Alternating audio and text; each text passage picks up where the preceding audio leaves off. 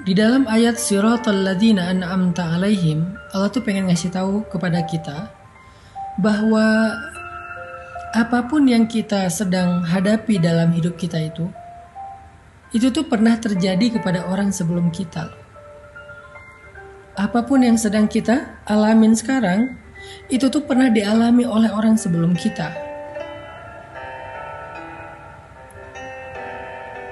Masalah kita sebagai anak harus gimana kepada orang tua. Ada contoh orang sebelum kita. Gimana seorang anak diusir oleh orang tuanya gara-gara dia beriman kepada Allah. Siapa dia? Ibrahim alaihissalam. Gimana sikap Ibrahim kepada ayahnya? Masalah orang tua kepada anak. Orang tuanya beriman, anaknya durhaka, anaknya kufur, anaknya ingkar.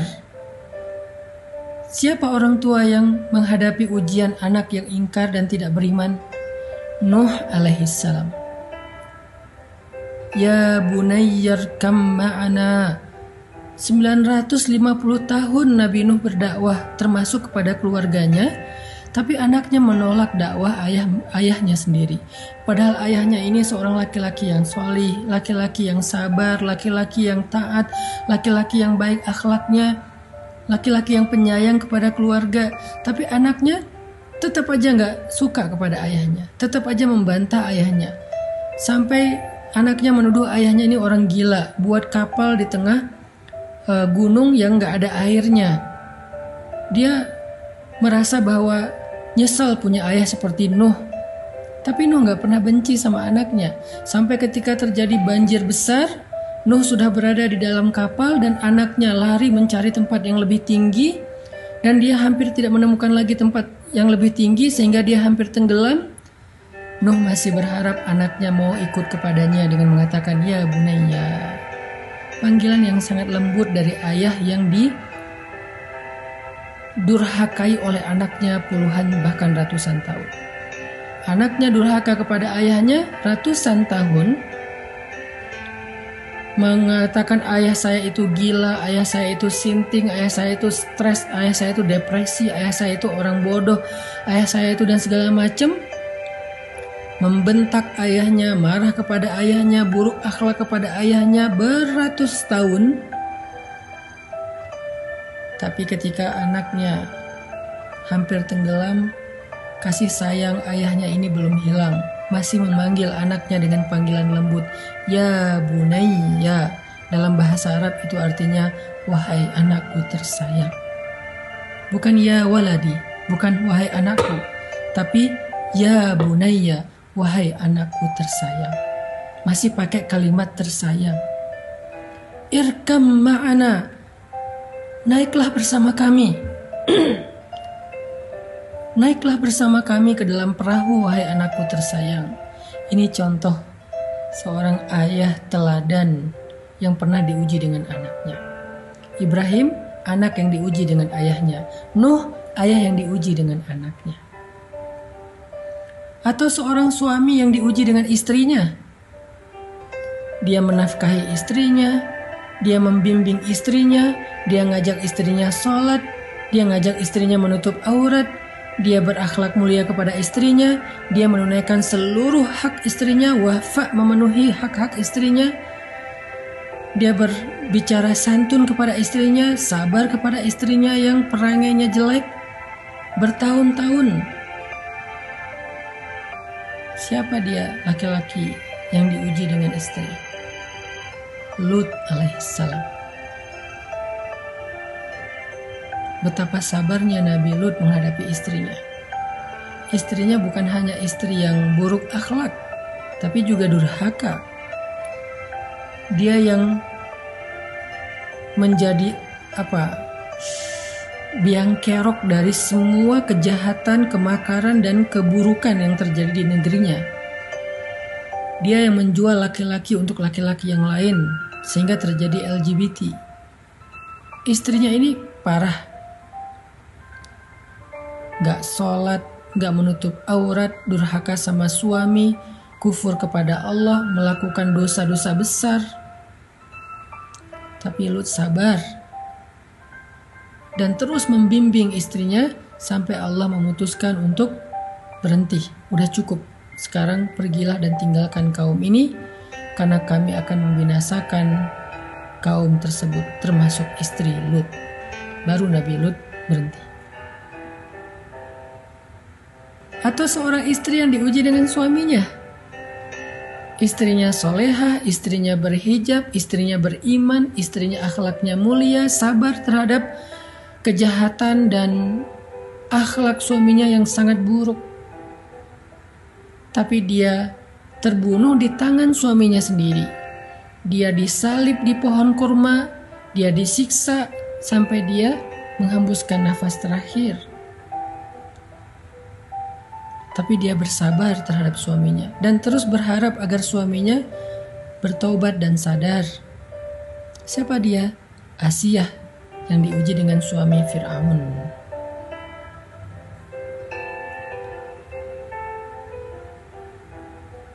Jadi semua masalah yang kita pernah alamin dalam hidup ini, semua ujian yang sedang kita alamin dalam hidup ini, itu tuh udah pernah dialami oleh orang sebelum kita. Sehingga tugas kita adalah kalau pengen dapat petunjuk, kalau pengen dapat contoh, kalau pengen dapat semacam model untuk kita tiru, kata Allah udah ada tuh. Siratal ladzina an'amta alaihim. Apa masalah kamu? Ya Allah, saya punya masalah dengan orang tua, belajar dari Ibrahim. Ya Allah, saya punya masalah dengan anak, belajar dari Nuh. Ya Allah, saya punya masalah dengan istri, belajar dari Lut. Ya Allah, saya punya masalah dengan suami, belajar dari Asiyah. Ya Allah, saya punya masalah sebagai jomblo, cowok, banyak godaan dari cewek-cewek sekitar saya di kampus, di tempat kerja, belajar dari Yusuf. Ya Allah, saya seorang jomblo, perempuan, cewek, dan banyak masalah, banyak ujian dari cowok-cowok yang ngegodain saya, belajar dari Maryam. Ya Allah, saya pengen ta'aruf tapi gak tahu caranya, belajar dari Musa dan calon istrinya. Ya Allah, saya punya anak tapi gak tahu cara mendidiknya, belajar dari Zakaria dan Yahya. Apa masalah kita? Ya Allah, saya hampir bercerai, suami saya mentalak saya, talak 1, gimana cara mengislahnya, belajar dari surat At-Tolak ketika Nabi mentalak Hafsah. Ya Allah, suami saya suka ngata-ngatain saya yang jelek-jelek, belajar dari curhatnya seorang perempuan di dalam surat Al-Mujadalah atau Al-Mujadilah, Khawlah bintu Tha'labah. Ya Allah, orang ngomongin saya di sosial media, orang berbisik-bisik tentang saya di grup, mereka bikin grup baru dan ngomongin saya di grup sebelah, belajar dari surat An-Nur tentang hadithul ifki, pembicaraan rahasia. Ya Allah, istri saya suka cemburu dan menyusahkan saya sebagai suami, belajar dari surat At-Tahrim. Apa masalah kita?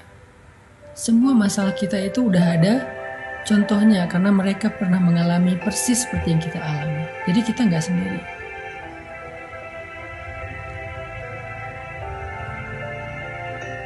Sehingga di dalam ayat Siratal ladzina an'amta alaihim, Allah tuh pengen ngasih tahu ke kita itu, belajarlah sejarah. Di dalam ayat Siratal ladzina an'amta alaihim, Allah tuh pengen ngasih tahu ke kita, belajarlah sejarah. Karena gak ada yang baru di bawah langit, gak ada yang baru di bawah matahari, gak ada yang baru di atas tanah. Semua yang kita alamin pernah terjadi sebelumnya. Karena sejarah itu berulang, karena cerita itu terjadi lagi. Sehingga kita bukanlah orang pertama yang mengalami masalah ini. Udah ada orang sebelum kita yang jumlahnya gak terhitung. Tugas kita adalah bacalah sejarah, belajarlah sejarah, bacalah tentang kisah kehidupan mereka, biografi mereka dari referensi yang baik. Sehingga kita akan menemukan siapa yang orang yang lurus, Siratal ladzina an'amta alaihim, sehingga kita tiru. siapa yang salah jalan sehingga kita hindari. Jadi di dalam kalimat siratal ladzina an'amta alaihim, Allah pengen ngasih tahu kepada kita, belajarlah sejarah.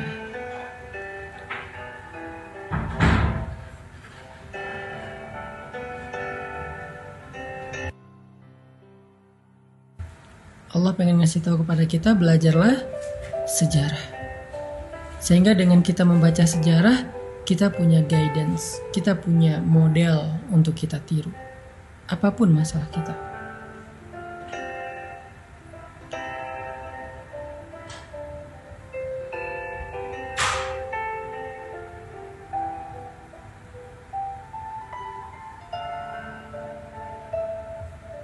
Gak ada yang baru. Gak ada yang baru. Semua yang kita alamin pernah dialami oleh orang sebelum kita.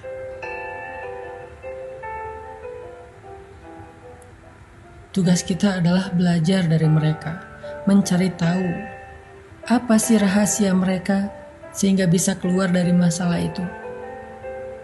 Apa sih kunci mereka survive dari ujian itu? Apa sih langkah-langkah konkret yang mereka lakukan sehingga mereka bisa sukses? Bisa Allah selamatkan dari berbagai macam keburukan.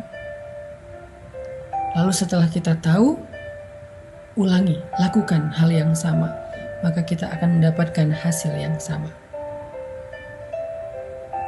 Jadilah seperti Yusuf kalau kita seorang jomblo cowok. Selamatkan diri kita dari fitnah.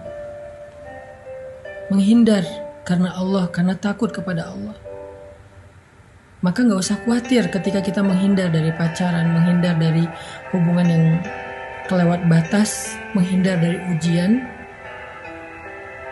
Gak usah khawatir, nanti Allah akan memberikan ganti yang lebih baik, seperti Allah berikan kepada Yusuf. Kalau kita perempuan jomblo, siswi, mahasiswi, seorang pekerja yang banyak ujian di sekitarnya, banyak cowok ngelirik, ngegodain kita, PDKT, caper sama kita, belajarlah dari Sayyidah Maryam.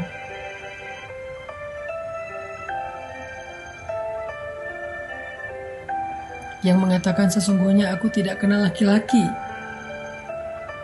Dan aku bukan perempuan yang suka merendahkan diri dengan perbuatan dosa.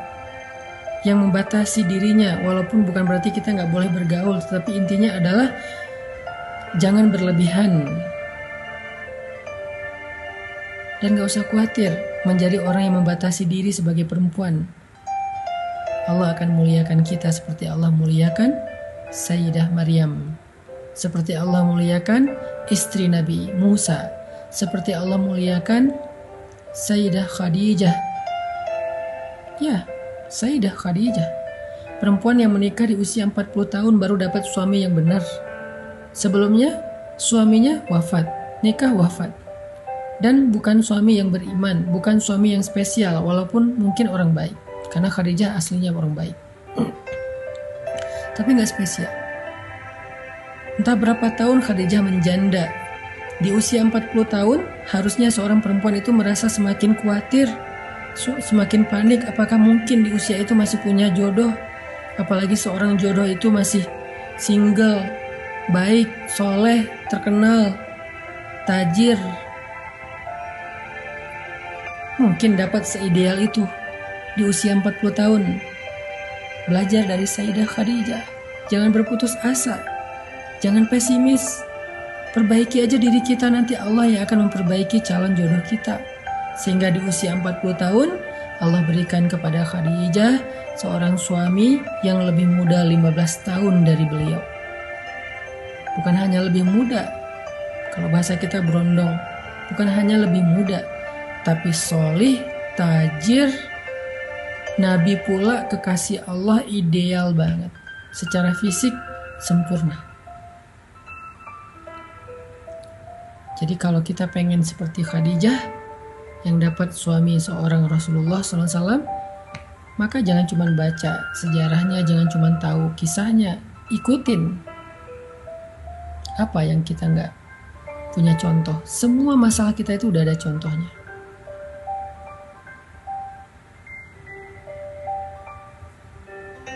Semua udah ada contohnya. Kita yang ngerasa kayak hidup kita banyak ujian. Kenapa ya setelah saya hijrah kok hidup saya banyak masalah? Perasaan dulu sebelum hijrah kayak gak ada masalah. Sebelum hijrah kayak lempeng-lempeng aja. Sebelum hijrah hidup saya happy-happy aja. Tapi kenapa setelah hijrah masalah datang silih berganti dan gak beres-beres? Malah semakin hari semakin berat. Semakin hari kayaknya masalahnya, bebannya semakin nambah. Kenapa ya? Belajar dari Bilal. Belajar dari Bilal. Sebelum Islam, Bilal itu gak pernah disiksa. Dia budak, tapi dia diperlakukan dengan baik. Dia disuruh kerja, ngurus ternak, ngurus rumah, ngurus kandang. Memang dia bekerja kepada tuannya. Tetapi dia tidak pernah disakiti, gak pernah disiksa, hanya disuruh kerja.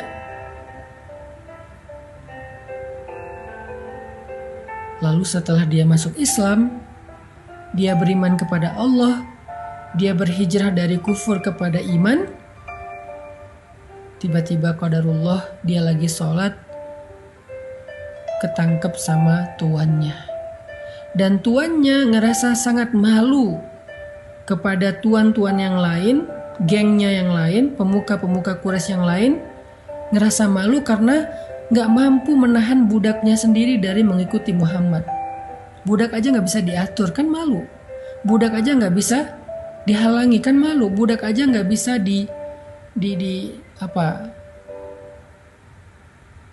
dikontrol gitu.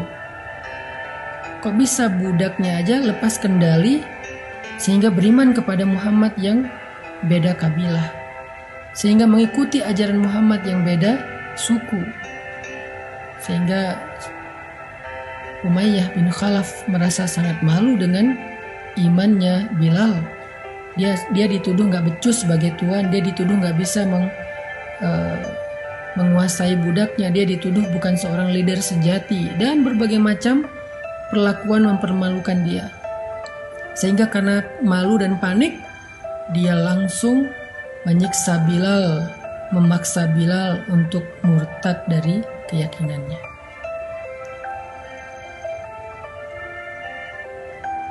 Bilal mendapatkan siksaan justru setelah Islam. Apakah Bilal mengatakan ini gara-gara saya beriman, saya hidupnya jadi susah? Gak pernah Bilal ngomong kayak gitu. Apakah Bilal mengatakan, ya Allah, apa maumu? Setelah saya beriman, kenapa engkau beri saya ujian, bukannya diberi kenikmatan dan kebahagiaan? Gak pernah Bilal ngomong kayak gitu. Apakah Bilal mengatakan, ya Allah, saya nyesel udah beriman, tahu gini saya gak akan mau masuk Islam? Gak pernah terbersit sekalipun kayak gitu. Gak pernah Bilal berpikir bahwa hidupnya menjadi susah karena Islam. Gak pernah Bilal berpikir dia menyesal dengan keimanannya. Gak pernah dia ngerasa bahwa masalah dia itu justru setelah dia mendapatkan hidayah. Enggak pernah kayak gitu. Semakin disiksa dia semakin yakin dan bergantung sama Allah. Semakin disiksa dia semakin bergantung sama Allah. Bukan semakin melemah pegangannya ke Allah, semakin erat pegangannya ke Allah. Kalau kita kan semakin diuji, pegangan kita ke Allah jadi makin renggang ya. Jadi ragu, Allah benar gak sih mau nolong saya? Allah tuh janjinya tepat gak sih ke saya? Kok Allah gini sih sama saya? Apa maunya Allah? Makin renggang, makin renggang, makin renggang. Nauzubillah sampai akhirnya putus asa, melepaskan pegangan kepada Allah, belok arah. Ada yang sampai murtad,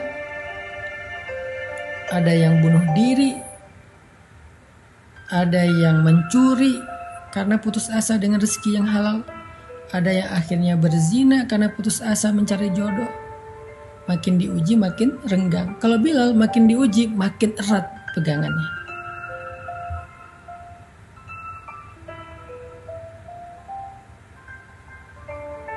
Makin diuji makin bergantung kepada Allah. Dengan kalimat apa? Ahadun ahad. Ahadun ahad.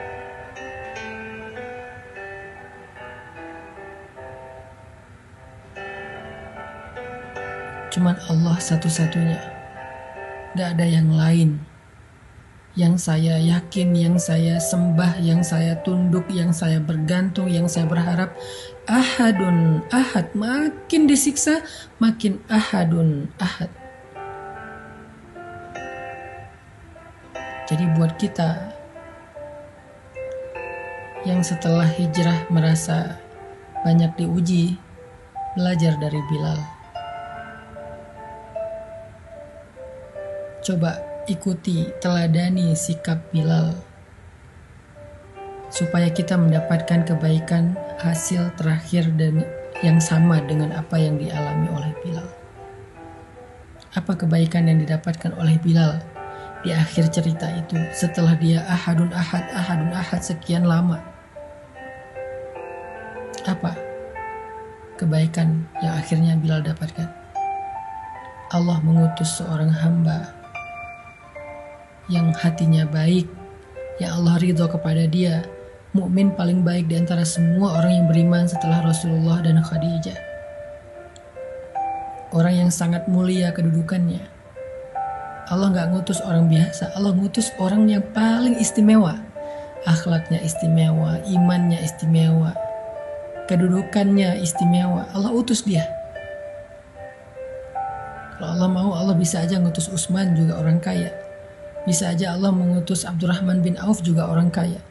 Bisa aja Allah mengutus Sa'ad bin Abi Waqqas, juga orang kaya. Banyak lagi sahabat-sahabat yang kaya. Tapi Allah pilih dari mereka semua yang paling baik akhlaknya, yang paling baik kedudukan dan kemuliaannya, yang paling baik imannya. Abu Bakar As-Siddiq. Allah gerakkan hati Abu Bakar untuk datang. Allah gerakkan hati Abu Bakar untuk menolong Bilal. Lalu Abu Bakar datang bilang ke Umayyah bin Khalaf, "Ya Umayyah, apa untungnya kamu menyiksa budak seperti Bilal? Jual aja dia kepada saya, sehingga kamu bisa tenang dan mendapatkan keuntungan. Daripada kamu menghabiskan waktumu, tenagamu menyiksa orang seperti Bilal, kamu gak dapat untung dan gak tenang. Jual dia kepada saya, kamu bebas, gak perlu lagi menyiksa dia, gak perlu lagi malu karena dia, dan kamu dapat untung," kata Abu Bakar. Umayyah mikir, benar juga nih. Kalau saya jual, saya udah gak perlu malu lagi karena bukan budak saya lagi. Dan saya gak perlu capek-capek menyiksa Bilal, karena ketika menyiksa Bilal yang terlihat tersiksa itu bukan Bilal tapi Umayyah. Plus saya dapat untung dari menjual budak yang udah gak bisa lagi saya kendalikan. Karena kalau saya biarkan gak dijual pun saya gak bisa pakai budak ini. Mending saya jual aja, mumpung ada yang beli. Umayyah mikir gitu.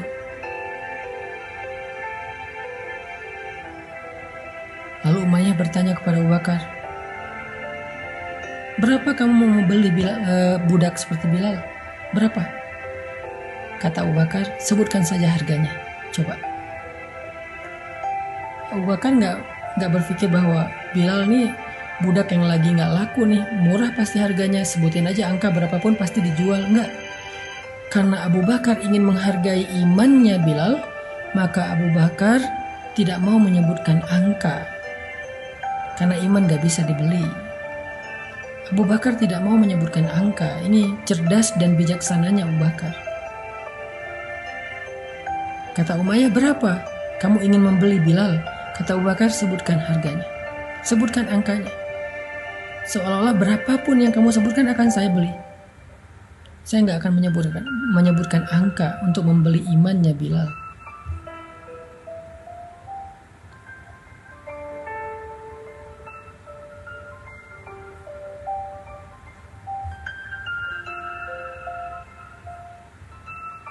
Lalu Umayyah menyebutkan sekian dinar, sekian uqiyah emas, hitungan dalam hitungan orang Arab, yang kalau sekarang mungkin harganya sekitar 700 juta kurang lebih, atau mungkin lebih dari itu persisnya. Dan Abu Bakar ketika tahu angka yang dijual oleh Umayyah bin Khalaf Bilal itu berapa? Uqiyah emas. Abu Bakar gak menawar. Ya Umayyah, itu Bilal budak yang sudah tidak berguna, budak yang murah, yang udah sakit-sakitan setelah kamu siksa, masa harganya segitu? Saya gak akan beli segitu, saya minta segini. Enggak. Ketika Umayyah menyebut angka, maka Abu Bakar mengatakan, baik, nanti malam akan saya kirim emasnya ke rumah kamu. Begitu cara Abu Bakar menghargai dan memuliakan Bilal. Atau lebih persisnya, begitulah Allah memuliakan Bilal. Seolah-olah Bilal ini sesuatu yang sangat berharga. Berapapun disebutin oleh Umayyah, Abu Bakar setuju. Malah setelah menyebutkan angka itu, Umayyah nyesel kenapa gak ngomong lebih tinggi. Ada seorang laki-laki bilang kepada Abu Bakar, ya Abu Bakar, kamu membeli Bilal dengan harga yang sangat mahal. Apa kata Abu Bakar? Demi Allah, kalau Umayyah meminta 10 kali lipat dari harga itu, saya akan tetap membayarnya untuk membebaskan Bilal. Gak akan saya tawar. Umayyah yang nyesel kenapa nyebut angka segitu, padahal itu udah ketinggian. Nanti malam saya kirim. Lalu setelah akad jual beli, Abu Bakar datang kepada Bilal, melepaskan ikatan Bilal, memberi minum kepada Bilal yang sedang tersiksa kesakitan, membelai rambut Bilal, memeluk Bilal untuk menenangkannya, sebagai tanda bahwa dia udah punya saudara sekarang, yaitu Abu Bakar As-Siddiq. Dia dilindungi oleh Abu Bakar, dia aman, gak usah takut lagi. Kemudian membantu Bilal, memapah Bilal untuk berdiri tegak. Ketika Bilal sudah berdiri tegak, Abu Bakar mengatakan, ya ahla Makkah, ya ma'syara Quraisy, wahai penduduk Mekah, wahai pemuka-pemuka suku Quraisy, ketahuilah sesungguhnya Bilal adalah saudara saya di dunia dan di akhirat, bukan budak saya.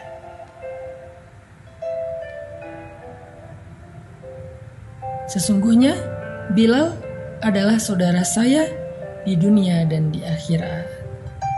Itu sebuah deklarasi bahwa Bilal sudah menjadi orang yang merdeka, dibebaskan oleh Abu Bakar. Abu Bakar membeli Bilal bukan untuk jadi budak. Abu Bakar menebus Bilal untuk dimerdekakan. Bukan hanya merdeka dan hidup sendiri, tetapi menjadi saudara yang kehidupannya ditanggung, dijamin oleh Abu Bakar. Dan Abu Bakar berharap itu menjadi persaudaraan yang kekal sampai ke surga. Itulah kesudahan yang baik. Itulah happy ending. Itulah pertolongan Allah yang tidak terduga-duga yang Allah berikan kepada Bilal setelah dia bersabar dan bergantung kepada Allah saat-saat dia diuji.